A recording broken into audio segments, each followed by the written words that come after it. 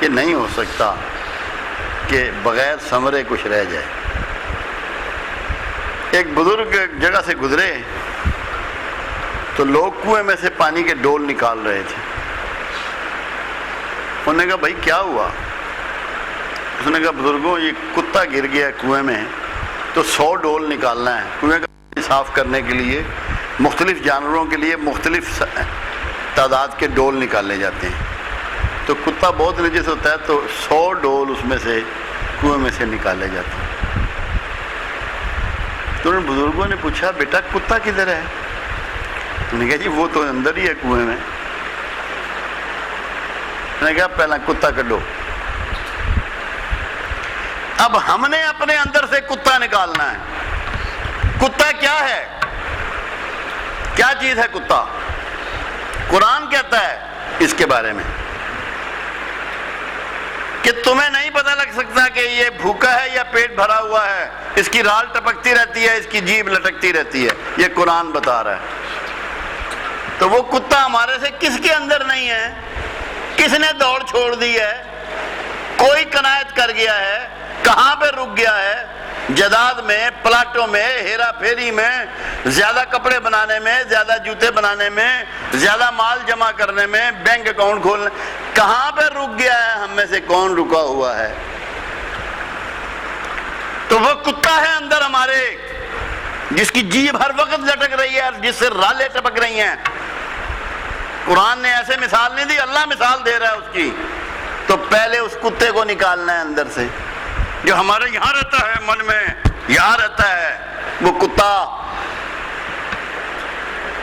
کہ جہاں سے مرضی مال آئے، بہن کا ہو، بھائی کا ہو، مسکین کا ہو، غریب کا ہو، نمبر 2 مال بیچ کے آئے، ایکسپائرڈ چیزیں بیچ کے آئے، جعلی دوائیاں بیچ کے آئے، کتے کی زبان لٹک رہی ہے۔ جاتے رہو مسجدوں میں، جدھر مرضی جاؤ، جب تک کتا آپ کے اندر ہے آپ ناپاک ہیں، نجس ہیں، اس کتے ہی کی مانند۔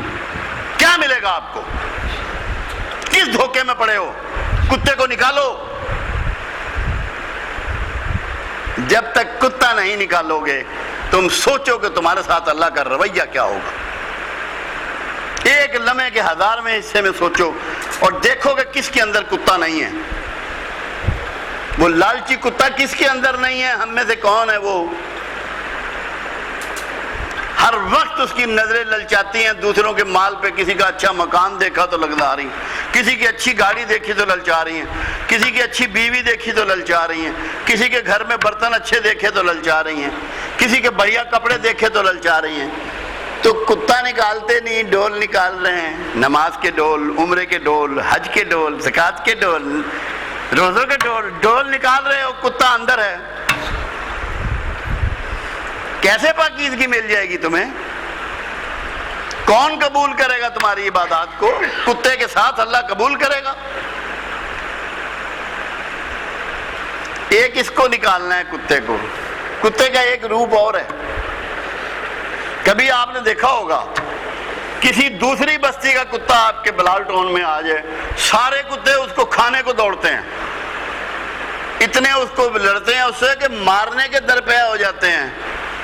تو کتے کا دوسرا کمال کیا ہے لالچ کے بعد؟ اپنی ہی قوم کا دشمن،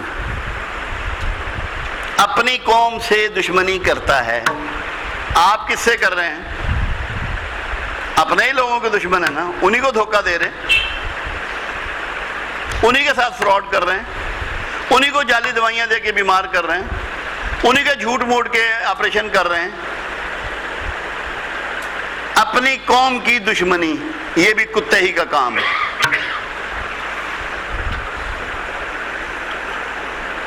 تو ہمیں 2 قسم کے کتے کو اندر سے نکالنا ہے، کہیں رک جانا ہے۔ قناعت کہتے ہیں رک جانے کو، کہیں تو رکنا ہے،